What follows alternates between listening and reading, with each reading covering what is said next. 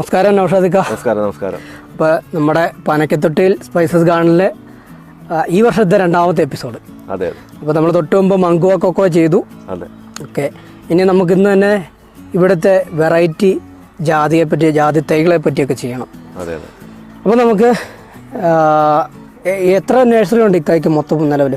ഇപ്പം എനിക്ക് 4 നഴ്സറിയാണുള്ളത്. ലൊക്കേഷനും കൂടെ ഒന്ന് പറഞ്ഞു. ഒന്ന് രാജാക്കാട്, ഇടുക്കി രാജാക്കാട്, അതുപോലെ തന്നെ മുങ്ങാപ്പാറ, 16-ാം കണ്ടം, അത്ര നഴ്സറിയാണ് നമുക്കിപ്പോൾ നിലവിലുള്ളത്. നിലവിലെ ഏറ്റവും വലിയ നഴ്സറി 16-ാം കണ്ടമല്ലേ? അതെ, വീടിൻ്റെ അടുത്തുള്ള നഴ്സറിയാണ് 16-ാം കണ്ടത്ത്. 2 നഴ്സറിയാണുള്ളത്, ഒന്ന് വീടിൻ്റെ അടുത്തും കവലയിലും. അപ്പം നമ്മൾ മുമ്പ് വീഡിയോ ചെയ്തിട്ടുണ്ട്. എന്താന്ന് വെച്ചാൽ അന്ന് നമ്മൾ പല വെറൈറ്റി ജാതികളെ പറ്റി പഠിച്ചു തന്നു. അന്ന് ഇക്ക കുറേ കാര്യങ്ങൾ പറഞ്ഞു തന്നു. അപ്പോൾ ഇതിലൊക്കെ ഇക്ക പഠിച്ചു വന്നാൽ N50 എന്ന് പറഞ്ഞൊരു വെറൈറ്റി, അതാണ് ടോപ്പാണെന്ന് പറഞ്ഞത്. അപ്പോൾ അതിനെപ്പറ്റിയൊക്കെ ഉള്ളൊരു കുറേ കാര്യങ്ങളൊക്കെ ഒന്ന് പറഞ്ഞുതരാം. നമ്മുടെ ഈ കേരളത്തിലെ ഒത്തിരി വെറൈറ്റി ജാതികളുണ്ടെങ്കിലും അതിൻ്റെ കായുടെ വലിപ്പത്തിലും അതുപോലെ തന്നെ പത്രിയുടെ കനത്തിലും ഒക്കെ വ്യത്യാസം അനുസരിച്ച് നമ്മൾ പല വെറൈറ്റി ആയിട്ട് തിരിച്ചിരിക്കുകയാണ്. അപ്പോൾ അതുകൊണ്ടാണ്, അല്ലാതെ ഓരോ ഇനം കണ്ടെത്തുമ്പോഴും അവരവരുടെ വീട്ടുകളിൽ പറയുന്ന അവസ്ഥയല്ല. നമുക്ക് ആ കാവലിപ്പം, അതിൻ്റെ പത്രിയുടെ കനം, ആ തൂക്കം അനുസരിച്ച് നമ്മൾ ഓരോ വെറൈറ്റി തിരിക്കുകയാണ് ചെയ്തിരിക്കുന്നത്. അതിൻ്റെ ഭാഗമായിട്ട് നമുക്ക് ഏറ്റവും ടോപ്പനുമായിട്ട് നമ്മൾ കണ്ടെത്തിയതിൽ വെച്ച്, നമ്മൾ കണ്ടെത്തിയല്ല, നമുക്ക് അതിൽ കൂടുതൽ ആരും അവകാശപ്പെട്ട് ഇതുവരെ വന്നിട്ടില്ല. N50 5G ആണ്. അത് 50 കാ 1 കിലോ, 50 ഉണക്കക്കാ 1 കിലോയും, അതുപോലെ അതിൻ്റെ പത്രിക്കനം 5 ഗ്രാം. ഒരു പത്രിയുടെ ഉണക്കപ്പത്രിയുടെ തൂക്കം 5 ഗ്രാം, 4 ഗ്രാം മുതൽ 5 ഗ്രാം വരെ വരുന്ന ഇനമാണ്. അതാണ് N50 4G എന്ന് പറയുന്ന ഐറ്റം. 4G എന്ന് പറഞ്ഞാൽ 4 ഗ്രാം. ഓക്കെ, 5G എന്ന് പറഞ്ഞാൽ ഏറ്റവും ടോപ്പ്. പിന്നെ നമുക്ക് N100 5G എന്ന് പറഞ്ഞ ഒരു ഐറ്റം ഉണ്ട്. സാധാരണ ശ്രീലങ്കൻ ഇനം എന്നൊക്കെ പറയുന്ന ആ ഇനം തന്നെയാണ് ഇത്. അതിൻ്റെ 5 ഗ്രാം വരുന്ന ഇനമാണ്. 5 ഗ്രാം പത്രി, 5 ഗ്രാമും, അതുപോലെ തന്നെ 100 കായ്ക്ക് 1 കിലോ. കാവലിപ്പം 100 കാ മതി 1 കിലോയ്ക്ക്. അതാണ് N100 5G. ഓക്കെ, അപ്പം നമ്മുടെ ഇപ്പം നമ്മൾ ബ്ലോഗ് ചെയ്യുന്നതിൻ്റെ തൊട്ട് പിന്നിലൊരു ചെടി നിൽക്കുന്നു. അതെ. ഇത് എത്ര വർഷം പ്രായമാ? ഇത് 5 വർഷമായ ചെടിയാണ്. നമ്മളിത് മദർ പ്ലാന്റ് ആയിട്ട് എടുത്തിരിക്കുന്നു. അതുപോലെ തന്നെ ബഡ് ചെയ്യാനുള്ള വുഡ് എടുക്കാനുള്ള പ്ലാന്റ് ആണ്. സെൻട്രലിൽ നിന്നും വുഡ് എടുത്ത് നമ്മൾ ബഡ് ചെയ്തുകൊണ്ടിരിക്കുന്നു. ഓക്കെ, ഇത് ഏതിനാ? ഇത് N50 ആണ്. N50 N50 4Gയുടെ തൈകളാണിത്. അപ്പോൾ ഈ മറ്റ് വെറൈറ്റികളെ അപേക്ഷിച്ച് ഇതിനുള്ള രോഗപ്രതിരോധ ശേഷിയൊക്കെ എത്രമാത്രം ഉണ്ടെന്ന് വാങ്ങിവെച്ച കർഷകർ വിളിച്ചു പറഞ്ഞിട്ടുണ്ടോ? അങ്ങനെ എന്തെങ്കിലും ഉണ്ടോ? അതെ, ഇതിൻ്റെ രോഗപ്രതിരോധ ശേഷി ഇതിൻ്റെ അകത്ത് ഇലക്കേട് കുറവുണ്ട്. മറ്റ് ചെടികളെ അപേക്ഷിച്ച് ഇതിന് ഇലക്കേട് കുറവുണ്ട്. ഇലയ്ക്ക് കട്ടി കൂടുതലായതുകൊണ്ടും ഇലക്കേട് കുറവുണ്ട്. മെയിനായിട്ട് ജാതിക്ക് വരുന്നത് ഇലക്കേടാണ്. ഇല പോയിട്ട് തൈകൾക്ക് കമ്പണക്ക് വരുന്ന ഒരവസ്ഥയുണ്ട്. ഈ ചെടികളുടെ ഇലയ്ക്ക് കട്ടിയുള്ളതുകൊണ്ട് മാക്സിമം ചെടി പിടിച്ചു നിൽക്കുന്നുണ്ട്. അതുപോലെയൊക്കെ നമുക്ക് അറിയാനുള്ള കാര്യം, ഇപ്പോൾ ഈ ജാതി വെറൈറ്റി നമ്മളെല്ലാവരും ഏത് വീഡിയോ എടുത്ത് നോക്കിയാലും നമുക്ക് എല്ലാവരും പറഞ്ഞു തരുന്നുണ്ട്. പക്ഷേ പ്രധാനപ്പെട്ടൊരു കാര്യം ഏതൊരു കർഷകനെ സംബന്ധിച്ചാണ്, ഇപ്പോൾ ഈ നഴ്സറികളിൽ വന്ന് തൈകൾ വാങ്ങുന്നു. ഇത് നമ്മുടെ കർഷകർ കൊണ്ടുപോകുന്നു, അത് കുഴിച്ചു വയ്ക്കുന്നു. ഒരു നല്ലൊരു മഴയോ അല്ലെങ്കിൽ എന്തെങ്കിലും ഒരു ചൂട് എന്തെങ്കിലും വന്നിട്ടുണ്ടെങ്കിൽ വെള്ളം ഒഴിച്ചു കൊടുന്ന് പറഞ്ഞാൽ പെട്ടെന്ന് തന്നെ അത് നശിച്ചു പോകാനായിട്ട് അങ്ങനെ ഒരു പ്രവണത കാണുന്നു. പിടിച്ചു നിൽക്കുന്നില്ല. അതിനെന്തായിരിക്കും കാരണം? എന്നിട്ട് നഴ്സറിയെ കുറ്റം പറയുന്നുണ്ട്. ഞാനത് പല വീഡിയോ ചെയ്തപ്പോൾ എനിക്ക് കമന്റ് ആയിട്ട് തന്നെ വന്നിട്ടുണ്ട്. അപ്പോൾ ആക്ച്വലി അതെന്താണ് ആ കാരണം? തൈ നശിച്ചതായിട്ട് നമ്മുടെ കോമ്പറ്റീഷൻ തന്നെയാണ് മെയിൻ. ഈ നഴ്സറികൾ തമ്മിലുള്ള കോമ്പറ്റീഷനാണ് ഇതിൻ്റെ അകത്ത് മെയിൻ ആയിട്ടുള്ള ഒരു സംഭവം പറയുന്നത്. അതെന്ന് പറഞ്ഞു കഴിഞ്ഞാൽ തൈ ബഡ് തൈ ആണോ എന്ന് ആൾക്കാർ നോക്കുന്നുള്ളൂ. പക്ഷെ ശരിക്കും പറഞ്ഞാൽ 1 വർഷമായ തയ്യൽ ബഡ് ചെയ്ത് കഴിഞ്ഞാൽ ആ വർഷം ആ തൈ എടുത്ത് വെക്കൽ നടക്കത്തില്ല. 1 വർഷമായ തയ്യൽ ബഡ് ചെയ്ത് കഴിഞ്ഞാൽ ഒരു ചെറിയ സ്റ്റെപ്പ് കൂടെ ആയിക്കഴിഞ്ഞാൽ അത് നേരെ ത്രൂ പറമ്പിലേക്ക് കൊണ്ടുവച്ച് കഴിഞ്ഞാൽ മഴ ഓവറായാലും അല്ലെങ്കിൽ വെയിൽ ഓവറായാലും സാധനം കംപ്ലൈൻറ്റ് വന്ന് പോകത്തേ ഉള്ളൂ. അതിന് ഞാൻ ചെയ്യുന്നത് വലിപ്പമുള്ള തൈകളിൽ ബഡ് ചെയ്യുക. 2-3 വർഷമായ തൈകളിലാണ് ഞാൻ ബഡ് ചെയ്യുന്നത്, കൂടുതലായിട്ട് ചെയ്യുന്നത്. ചെറുതിലും ചെയ്യുന്നുണ്ട്, എന്നാലും ഭൂരിപക്ഷം തൈകളും 2 വർഷം 3 വർഷമായ നാടൻ തൈയിലാണ് ഞാൻ ബഡ് ചെയ്യുന്നത്. അതിൻ്റെ അകത്ത് ഒരു സ്റ്റെപ്പ് തൈ എന്ന് പറഞ്ഞാൽ ചെടിക്ക് സ്വാഭാവികമായിട്ട് ചെറുതേ ചെയ്യുന്ന 3 സ്റ്റെപ്പ് തൈയുടെ ഗുണം കിട്ടും. ഒരു സ്റ്റെപ്പ് തൈക്ക് നമ്മൾ സ്വാഭാവികമായിട്ടും ചെറിയ തൈയിൽ കെട്ടി 3 വർഷമായ തൈയുടെ ഗുണം ഈ 1 വർഷം ഈ ആയ 3 വർഷമായ തൈയെ കെട്ടുന്ന ഒരു സ്റ്റെപ്പായ തൈകൾക്ക് കിട്ടും. മനസ്സിലാവുന്നുണ്ടോ? 3 വർഷമായ ചെടിയിൽ ബഡ് ചെയ്തിട്ട് ഒരു സ്റ്റെപ്പായ തൈകൾ നമുക്ക് 3 വർഷമായ തൈയുടെ ഗുണമാണ് കിട്ടുന്നത്. അങ്ങനെയുള്ള തൈകൾ വെച്ചാൽ ഒരു കാരണവശാലും കംപ്ലൈൻറ്റ് വരുന്നില്ല. ഇവിടുന്ന് കൊണ്ടുവരാൻ എല്ലാവരും തന്നെ തൈകൾ പെട്ടെന്ന് 2 വർഷം 3 വർഷം കൊണ്ട് കായ്ച്ചു എന്നുള്ള റിസൾട്ടാണ് എല്ലായിടത്തും വിളിച്ചു പറയുന്നത്. പിന്നെ ഈ നഴ്സറികളിൽ വരുമ്പോൾ നല്ല ഷൈനിങ് ഒക്കെ ആയിരിക്കും ചെടി കാണുമ്പോൾ. അതിൻ്റെ അകത്ത് പ്രത്യേകത ഓവറായിട്ടുള്ള വളപ്രയോഗമാണ്. എനിക്കറിയാം പല നേഴ്സറികളിലും ആഴ്ച വളപ്രയോഗം നടത്തി തൈ നല്ല തിളക്കത്തില്ല. ഷോ ആണല്ലോ, എന്ത് ഐറ്റം ആണെങ്കിലും ഷോയിലാണല്ലോ വീഴുന്നത്. തൈ കാണുമ്പോൾ ഭയങ്കരമായിട്ട് ആകർഷകമായിട്ട് നല്ല ലുക്ക് കൊഴുപ്പിൽ നിൽക്കും. പക്ഷെ ആ തൈ നമ്മൾ പറമ്പിലേക്ക് കൊണ്ടുവയ്ക്കുമ്പോൾ നമ്മൾ അതനുസരിച്ച് നമ്മൾ വളപ്രയോഗം നടത്താത്തത് കൊണ്ടും ഇനി നടത്തിയാൽ തന്നെ അതിന് പ്രതിരോധശേഷി കുറവായിരിക്കും. ഓവറായിട്ട് രാസവളം പ്രയോഗിച്ച തൈകൾക്ക് പ്രതിരോധശേഷി കുറവായിരിക്കും. അതുകൊണ്ട് തൈകൾ പെട്ടെന്ന് പോകാനുള്ള സാധ്യത കൂടുതലായിട്ടാണ് കാണുന്നത്. നമ്മുടെ ഇവിടെ ചെയ്യുന്നത് അങ്ങനെയാണോ? അതുകൊണ്ട് നമ്മൾ രാസവളം കാര്യമായിട്ടൊന്നും തീരെയില്ല എന്ന് പറയുന്നില്ല. ഞാൻ ചിലപ്പോൾ 1 മാസം കൂടുമ്പോൾ അല്ലെങ്കിൽ 2 മാസം കൂടുമ്പോൾ ചെറുതായിട്ട് ചാണകത്തിൻ്റെ കൂടെ കുറച്ച് അതെടുക്കാൻ വേണ്ടിയുള്ള പ്രയോഗം നടത്തുന്നുള്ളൂ. മണ്ണിൽ കലക്കി കൊടുക്കുന്നുള്ളൂ. അത് ലൈറ്റായിട്ട്. നിങ്ങൾക്ക് ഇവിടെ വന്ന് തൈ കണ്ടാൽ അറിയാം, തൈ കണ്ടാൽ അറിയാം ഓവറായിട്ടുള്ള ആകർഷകമായിട്ട് തോന്നുന്നില്ല. തൈ കണ്ടു കഴിഞ്ഞാൽ എന്നാലും ഒരു ഗ്രോത്ത് ആണ്, എന്നാലും കൂടുതൽ ഷൈനിങ് ആയിട്ട് തൈ നിൽക്കുന്നില്ല. ആ തൈകൾ കൊണ്ടുവച്ചാൽ ഒരു കാരണവശാലും കംപ്ലൈൻറ്റ് വരത്തില്ല.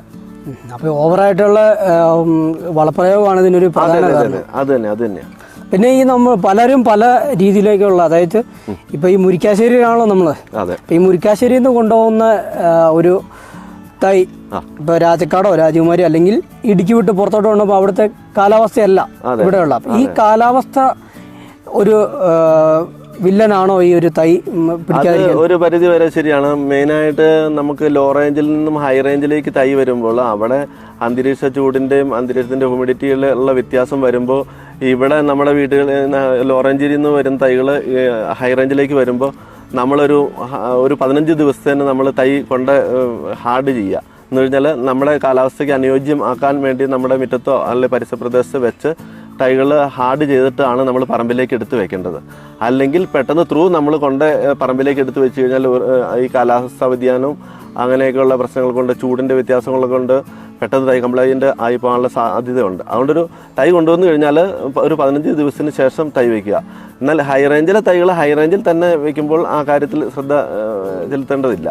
നമുക്ക് കൊണ്ടുപോയി കഴിഞ്ഞാൽ ഉടനെ തന്നെ വെക്കാവുന്നതാണ്. ഈ N50 കൂടാതെ നമ്മുടെ പനക്കത്തൊട്ടിയിലെ ഈ നഴ്സറിയിലെ ടോപ്പ് വെറൈറ്റീസ് വേറെ ഏതൊക്കെയാണ്? നമുക്ക് N50 കൂടാതെ N80 ആണ്, N80 3G ആണ് നമ്മൾ ഏറ്റവും പോപ്പുലാരിറ്റി ആയിട്ടുള്ള ഇനം. കാപിടുത്തം കൂടുതലാണ്.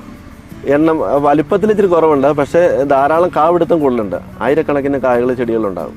അങ്ങനെ നമുക്കപ്പം ഇത് ഒരു 10 കാ ഉണ്ടാകുമ്പം ഈ N80 30 കാ ഉണ്ടാകും. അപ്പോൾ അത്രയും വ്യത്യാസമുണ്ട്. അപ്പോൾ തൂക്കത്തിൽ ഒരു സിംഗിൾ കായ എടുക്കുമ്പോൾ തൂക്കത്തിൽ കുറവാണെങ്കിലും മൊത്തത്തിൽ ആദായം കൂടുതൽ കിട്ടും. അതാണ് N80 3G എന്ന് പറയുന്ന ഇനം. 80 കാ വരുന്നുണ്ട് 1 കിലോയ്ക്ക്. അതുപോലെ തന്നെ 3 ഗ്രാം പത്രിയും വരുന്നുണ്ട്. ഓക്കെ, നമുക്കിവിടെ ഇവിടുന്ന് നഴ്സറിയിൽ നിന്ന് പർച്ചേസ് ചെയ്യുമ്പോൾ ഇതുപോലെ കായ്ക്കാറായ ജാതികളൊക്കെ കൊടുക്കാനുണ്ടോ? ജാതി തൈകൾ നമ്മുടെ നാടൻ തയ്യൽ ചെയ്ത ബഡ് തൈകളുണ്ട്. ഏതാണ്ട് 4 അടി 5 അടി ഹൈറ്റുള്ള തൈകളുണ്ട്. അതൊരു 2ാം വർഷം മുതൽ കായ്ച്ചു തുടങ്ങുന്ന തൈകളാണ്. ഇപ്പോൾ ഈ 2 വർഷമായിട്ട് ജാതിക്ക് ഭയങ്കര ഡിമാൻഡ് ആയതുകൊണ്ട് നേഴ്സറിൽ തൈകൾ നിന്നു പോകുന്നില്ല. അതുകൊണ്ട് വലിപ്പമുള്ള തൈകളില്ല. എന്നാലും 4 അടി 5 അടി ഹൈറ്റുള്ള തൈകൾ കൊണ്ടുവച്ച് കഴിഞ്ഞാൽ 2ാം വർഷം തന്നെ നമുക്ക് കായ്ച്ചു തുടങ്ങും. ജാതി ഒരു മച്ചുറായി വന്നെങ്കിൽ 5 വർഷം വേണ്ടി വരും. നമ്മൾ 3ാം വർഷം കൊണ്ട് നമുക്കൊരു വരുമാനത്തിലുള്ള അവസ്ഥ എത്തത്തില്ല. 5 വർഷം കൊണ്ടാണ് നമുക്കൊരു വരുമാനത്തിലേക്ക് വരുള്ളൂ. ഏകദേശം ഇപ്പോൾ നമ്മുടെ പിന്നിൽ നിൽക്കുന്ന ജാതി പോലെ. അതെ. ഇതൊക്കെ വെട്ടി ബുഷാക്കി നിർത്തുന്നുണ്ട്. അല്ലെങ്കിൽ വലുപ്പമായി ഒരു 10 അടി ഹൈറ്റ് പോകേണ്ട തയ്യ ഇത്. ഇതിൽ നിന്ന് ബഡ് ചെയ്യാനൊക്കെ കമ്പെടുക്കുന്നുണ്ടല്ലോ. ബഡ് ചെയ്യാൻ ഇങ്ങനെയുള്ള ഞാനിതുണ്ടല്ലോ മൊത്തം നമ്മൾ മദർ പ്ലാന്റാണ് വെച്ച് പിടിപ്പിക്കുന്നത്. ഓരോ ഇനം കിട്ടുമ്പോൾ അതെല്ലാം ഇങ്ങനെ വെച്ച് പിടിപ്പിച്ചിട്ട് അതിൽ നിന്ന് കമ്പെടുത്ത് ബഡ് ചെയ്തുകൊണ്ടിരിക്കുകയാണ്. ഇതിൻ്റെ അകത്ത് നമുക്ക് എല്ലാ ഇനങ്ങളും തന്നെ ഉണ്ട്. നമ്മുടെ ഇനം കൂടാതെ പുന്നത്താനുണ്ട്, അതുപോലെ തന്നെ ഫാബുണ്ട്, അതുപോലെ തന്നെ കടുകുമാകല, കേരളശ്രീ, ആ തൈകളെല്ലാം നമ്മൾ വെച്ച് മദർ പ്ലാന്റ് വെച്ച് പിടിപ്പിച്ചിട്ടുണ്ട്. അതിൻ്റെയൊക്കെ ബൾക്കായിട്ടുള്ള നമ്പർ തൈകൾ നമുക്ക് ആയിട്ടില്ല. കുറഞ്ഞ എണ്ണം തൈകളാണ് നമുക്ക് ആയിട്ടുള്ളൂ. ഒരു 2-3 വർഷം കൊണ്ടാണ് നമുക്ക് ബൾക്കായിട്ട് ഉൽപ്പാദനത്തിലേക്ക് വരുള്ളൂ, തൈകൾ ഉൽപ്പാദനത്തിലേക്ക് വരുള്ളൂ. നിലവിലിപ്പോൾ ഈ ഒരു ജാതി ഐറ്റം എല്ലാം ഈ ഒരു നമ്മുടെ ഈ മുരിക്കാശ്ശേരി ഗാർഡനിൽ മാത്രമേ ഉള്ളൂ, അതോ മറ്റു 2 ഗാർഡനിലും ഉണ്ടോ അവൈലബിൾ? എല്ലാം നമ്മുടെ നേഴ്സറിയിൽ എല്ലാ ഐറ്റവും ഉണ്ട്. ജാതി ഐറ്റം രാജാക്കാട്, അതുപോലെ തന്നെ മൂങ്ങാപ്പാറ, 16-ാമത്തെ 2 നേഴ്സറി, ഇവിടെ എല്ലാം ജാതി തൈകൾ അവൈലബിൾ ആണ്. ഈ ബൾക്കായിട്ടൊരു ഓർഡർ ആരെങ്കിലും തന്നാൽ എത്തിച്ചു കൊടുക്കാനുള്ളൊരു സംവിധാനം? ബൾക്കായിട്ട് നമുക്ക് 100 തൈയിൽ കൂടുതലാണ് നമ്മൾ തൈ എത്തിച്ചു കൊടുക്കുന്നുണ്ട്. അതുകൂടാതെ തന്നെ മറ്റ് തൈകളും ഉണ്ടല്ലോ നമുക്ക് ജാതി കൂടാതെ. ജാതി കൂടാതെ ഫലവൃക്ഷ തൈകള്, മാവ്, പ്ലാവ്, അതുപോലെ തന്നെ റംബുട്ടാന്, അതുകൂടാതെ കുരുമുളക് തൈ, കൊക്കോ തൈ, പിന്നെ മലവേപ്പിൻ തൈ, അങ്ങനെ കാർഷിക നടീൽ വസ്തുക്കളെല്ലാം തന്നെ നമ്മുടെ നേഴ്സറിയിലുണ്ട്. നമ്മുടെ കൃഷിയിടത്തിലേക്ക് ആവശ്യമായ നടീൽ വസ്തുക്കളെല്ലാം ഒട്ടുമിക്ക ഐറ്റം കാപ്പി മുതൽ എല്ലാ ഐറ്റം തൈകളും നമ്മുടെ അടുത്തുണ്ട്. ഓക്കെ, അപ്പോൾ ഒരുപാട് നന്ദി. നമുക്കപ്പോൾ ഈ വീഡിയോ ഇവിടെ വൈൻഡപ്പ് ചെയ്താലോ? ഓക്കെ. അപ്പോൾ ഇതിൻ്റെ പ്രാഥമിക കാര്യം നമ്മുടെ പഴയ വീഡിയോയിൽ കുറേ പറഞ്ഞിട്ടുണ്ട്, വളപ്രയോഗങ്ങളൊക്കെ. അപ്പോൾ അതൊക്കെ ഒന്ന് പോയി കണ്ടാൽ കുറച്ച് മനസ്സിലാവും. അപ്പോൾ നമ്മൾ എക്സ്ട്രാ ഇതിനകത്തേക്ക് ഒന്നും ആദ്യം പറഞ്ഞത് ചെയ്യണ്ട. ഇപ്പോൾ ബഡ് തൈയെ പറ്റി മാത്രമാണ് നമ്മൾ വിൽക്കുന്നതിനെ പറ്റി പറഞ്ഞത്. അതുപോലെ നാടൻ തൈകൾ വിൽക്കുന്നുണ്ടോ ഇക്ക? അതെ, നാടൻ തൈകൾ വിൽക്കുന്നുണ്ട്. നാടൻ തൈകൾ എന്ന് പറഞ്ഞാൽ വലിപ്പമുള്ള തൈകളാണ് ഇവിടെ കൂടുതലും ആൾക്കാർ അന്വേഷിച്ച് വരുന്നത്. 4 സ്റ്റെപ്പ് 5 സ്റ്റെപ്പായ തൈകളാണ് അന്വേഷിച്ച് വരുന്നത്. അത് നമ്മൾ ഏലത്തിനകത്തൊക്കെ വെക്കണമെങ്കിൽ വലിപ്പമുള്ള തൈകൾ വെക്കണം, അല്ലെങ്കിൽ ഏലത്തിൻ്റെ അടിയിൽ അടിഞ്ഞുകൂടി പോയി വരുന്നുണ്ട്. അപ്പോൾ വലിപ്പമുള്ള തൈകൾ വെച്ചിട്ട് നമ്മൾ ഫീൽഡ് ബഡ് ചെയ്യുക. അപ്പം കർഷകർക്ക് ചിലവും കുറവുണ്ട്. സ്വന്തമായിട്ട് നല്ല മരങ്ങളുടെ നോക്കി വുഡ് എടുത്ത് ബഡ് ചെയ്യാൻ പറ്റും. അപ്പോൾ വലിപ്പമുള്ള തൈകളാണെങ്കിൽ പെട്ടെന്ന് കായ്ക്കുകയും ചെയ്യും. ഒരു 4-5 വർഷമായ തൈകൾ വെച്ച് കഴിഞ്ഞാൽ അത് പിറ്റേ വർഷം ബഡ് ചെയ്യുകയാണെങ്കിൽ നമുക്കൊരു 5 വർഷമായ തൈകൾ വെക്കുന്ന അവസ്ഥ നമുക്ക് പെട്ടെന്ന് 1 വർഷം കൊണ്ട് കിട്ടുകയും ചെയ്യും. ഈ നാടൻ തൈ നമുക്ക് കിട്ടുന്ന ആ ഒരു ഭാഗ്യം എടുത്താലും നമുക്ക് ഉണ്ടാക്കാം. പക്ഷെ ഇതുപോലെ നമ്മൾ ഇവിടുന്ന് വാങ്ങിച്ചുകൊണ്ട് പോയിട്ട് പോകുന്നുണ്ട്. അപ്പോൾ ഈ നാടൻ തൈയിൽ ഇത് കായ്ക്കുമോ? നാടൻ തൈ സ്വാഭാവികമായിട്ട് 50% ഉറപ്പായിട്ട് കായ്ക്കും. തൈകൾ ഏകദേശം തിരിയാതെ എടുക്കുകയാണെങ്കിൽ, ഒരു ജാതി ബെഡ് ഇരിക്കുകയാണെങ്കിൽ അതിൻ്റെ അകത്ത് തിരിയാതെ തൈകൾ എടുക്കുകയാണെങ്കിൽ, തിരിയാതെ എടുക്കുന്നതിന് പറയുന്നതിന് ഒരു കാരണമുണ്ട്. ജാതിയിൽ കരുത്ത് കൂടിയത് കൂടുതലും ആൺതൈകളായിരിക്കും. അപ്പോൾ നമ്മൾ ഒരു ബെഡ് ഇരിക്കുകയാണെങ്കിൽ ആ ബെഡിൽ നിന്ന് ഒരു സൈഡിൽ നിന്ന് അടച്ചെടുക്കുക. അങ്ങനെ എടുക്കുമ്പോൾ ഏകദേശം 50% തൈകൾ കായ്ച്ചു വരും. അതിൻ്റെ അകത്ത് നിന്ന് ചിലപ്പോൾ നല്ല വെറൈറ്റി, ഞാൻ ഈ പറഞ്ഞ പോലെ N50 അല്ലെങ്കിൽ N80 പോലെ അതിലും നല്ല വെറൈറ്റികൾ കിട്ടാൻ സാധ്യതകളുണ്ട്. അപ്പോൾ അങ്ങനെ സ്വാഭാവികമായിട്ട് കായ്ക്കാൻ വിടുന്നവരുമുണ്ട്. അല്ലാതെ തന്നെ പിറ്റേ വർഷം തന്നെ വെച്ച് കഴിഞ്ഞാൽ 4 മാസം കഴിഞ്ഞ് ഉടനെ ബഡ് ചെയ്യുന്നവരുമുണ്ട്.